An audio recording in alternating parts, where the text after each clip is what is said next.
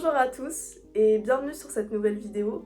Donc aujourd'hui on va parler d'accomplissement personnel, de comment atteindre ses objectifs personnels, de transformer ses rêves en réalité et tout ça autour d'un petit make-up parce que c'est toujours plus fun.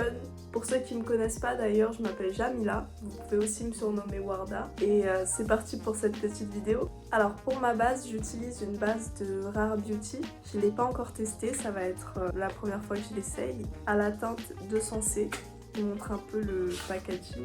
C'est assez connu, il y a pas mal de gens qui l'ont déjà essayé. Pour atteindre ses objectifs, il faut d'abord bien définir quels sont ces objectifs. C'est bête, mais beaucoup de personnes se lancent dans la quête à leurs rêves sans vraiment détailler ce qu'ils veulent. Exemple, disons que je veux perdre du poids. Ok, c'est cool comme objectif, je veux perdre du poids, mais c'est quoi concrètement ? Perdre du poids, ça peut être faire du sport, avoir une meilleure alimentation. Et en fait, tout ça, il faut l'appliquer pour chacun de vos projets. Par contre, calculez pas comment je fais mon maquillage, je ne suis pas maquilleuse professionnelle. Donc la stratégie numéro 1, ce serait de définir vraiment précisément vos objectifs, de savoir vers où vous allez. Où il y a plein d'autres exemples. Moi, plus tard, je sais que je veux ouvrir un salon de coiffure. Qu'est-ce que ça engage d'ouvrir un salon de coiffure? Ça engage le fait qu'il faut économiser, parce que pour ouvrir un salon de coiffure, il faut quand même mettre du budget dedans. Et ça aussi, qu'est-ce que c'est savoir gérer un salon? Il y a des formations pour le savoir, la formation de BP, enfin les études de BP, qui permettent de comprendre comment gérer un salon et tout ce qui va avec, la comptabilité, etc. etc. Et en fait, en décortiquant vos objectifs, vous allez voir si c'est un objectif atteignable. La stratégie numéro 2, c'est d'établir un plan d'action. Ça consiste en quoi? Très bonne question. Séparez votre objectif en plusieurs tâches sur une courte durée. Exemple, je veux ouvrir mon salon de coiffure. Je vais le séparer en plusieurs tâches. Je dois d'abord avoir mes diplômes pour pouvoir avoir l'autorisation d'ouvrir mes salons de coiffure. Financièrement, il faut que j'économise, mais il faut rester réaliste et ne pas non plus tomber dans trop de restrictions parce que ça peut engendrer la frustration, financièrement parlant. Donc, il faut vraiment avoir cette balance. Bon, après, ouvrir un salon, c'est du coup un objectif qui va se placer sur plusieurs années. C'est différent. Mais pour des objectifs qui sont beaucoup plus rapidement atteignables, exemple 5 kilos comme je disais, pour perdre du poids, bah tout simplement on se dit ok, j'ai 3 mois dans lesquels je vais faire tel sport, tel sport, tel sport et je vais manger telle chose, telle chose, telle chose. Et ça va nous permettre d'atteindre cet objectif. Et il faut s'organiser, il faut vraiment séparer en petites tâches beaucoup plus simples. Ok, la première semaine, je commence par faire 20 minutes de sport pour le corps au complet. La deuxième semaine, je continue à faire mes 20 minutes de sport et de temps en temps, je cible des zones. Vous voyez, c'est ça concrètement. Quand je vous dis d'établir un plan d'action concret, c'est de vraiment en fait séparer vos tâches et en plus de ça, de savoir vers où vous allez. Et de se dire, ok, c'est atteignable, je peux y arriver. Il faut vraiment que vous ayez cette pensée, quoi. Donc pour le contouring, j'en fais jamais, honnêtement, de base. Là, vraiment, je sors de ma zone de confort. Je fais des choses que je fais pas niveau make-up. Donc je teste. Voilà. I hope it's gonna be beautiful. I hope, guys. Oh my god. Because actually, it's merdique, disons les termes. Et surtout dans votre plan d'action, n'hésitez pas à rajouter des petits temps de récupération. En fait, faut pas être non plus trop dur avec soi-même, faut être dans la juste mesure. J'estime que c'est hyper important. On ne peut pas progresser, chaque personne a un mental différent, mais selon moi, on ne peut pas évoluer juste en se privant, en se privant, en se privant et en se privant. Ça fonctionne pas comme ça. Et pour moi, c'est pour ça qu'il est important que dans votre plan d'action, vous calculez aussi des temps de récupération, des temps de pause, des temps de... pas de longs temps de pause, mais savoir bien gérer ça. J'estime que c'est important. Genre, quand même, vous pouvez pas être dur comme ça avec vous-même. Il faut aussi s'aimer. Enfin, c'est important d'être indulgent avec sa personne.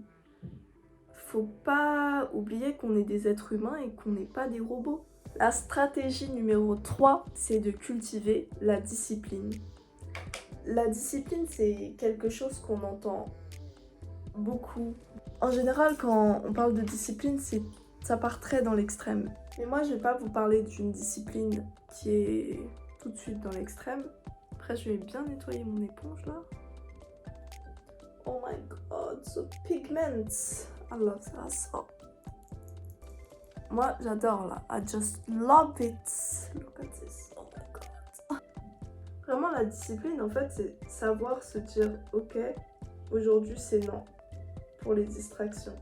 Quand je vous dis les distractions, vous pensez à quoi?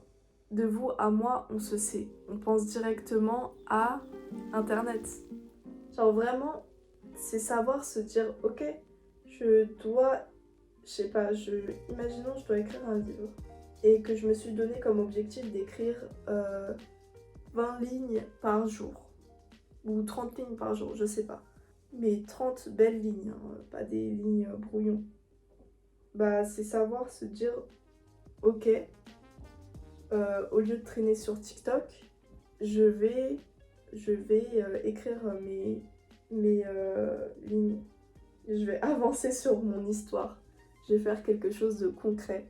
En fait, apprenez à gérer votre temps efficacement. Et la persévérance, moi je parlais de persévérance, discipline et persévérance. Persévérance parce qu'en fait, quand il y aura des échecs, il va falloir savoir gérer tout ça. Et si vous n'êtes pas persévérant, bah ça va être compliqué pour vous. Donc si vous réussissez à être discipliné et à être persévérant, c'est juste parfait quoi. Après, bien sûr, je suis d'accord avec le fait que c'est pas facile. Mais bah, comme toute chose, rien n'est facile dans la vie, enfin.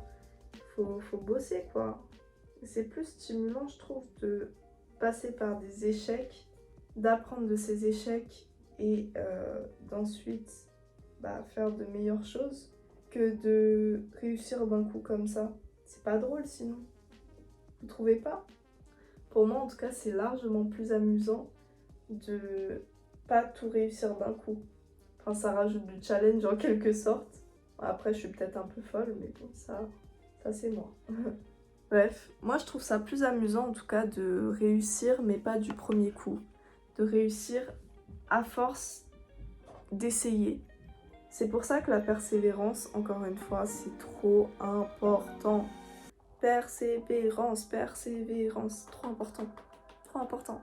Si vous n'avez pas ça, vous faites comment? Si vous avez des grands projets. Le quatrième point que je voulais souligner, c'était aussi de s'entourer correctement, d'avoir un bon entourage vraiment qui est là pour vous soutenir. Imaginez si tous les jours vous entendez votre entourage dire que ce que vous faites c'est juste impossible, que vous n'allez pas y arriver et plein de bêtises comme ça. C'est difficile. Vous pouvez y arriver, hein. Quand vous n'avez pas le choix, vous allez y arriver. Quand il n'y a pas le choix, il n'y a pas le choix, vous faites avec. Mais au mieux, c'est de s'entourer de personnes bienveillantes et vraiment d'essayer de diminuer le plus possible de son entourage les personnes nuisantes. Vraiment. Mais faites-le dans une bonne démarche, en étant bienveillant.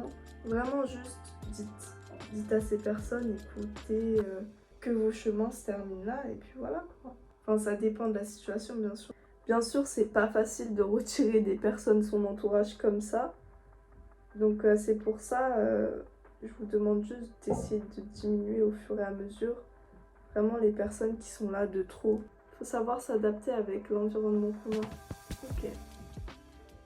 Donc voilà, cette vidéo en fait elle était assez courte et simple.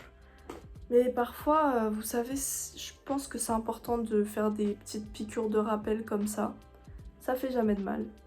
Et je pense qu'aussi ça fait du bien d'entendre ce genre de piqûre de rappel. De se dire, ok, comment je peux atteindre mes objectifs?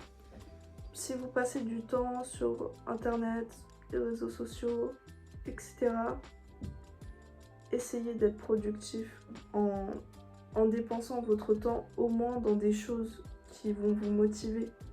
Si vous passez votre temps sur internet, faites au moins les choses correctement.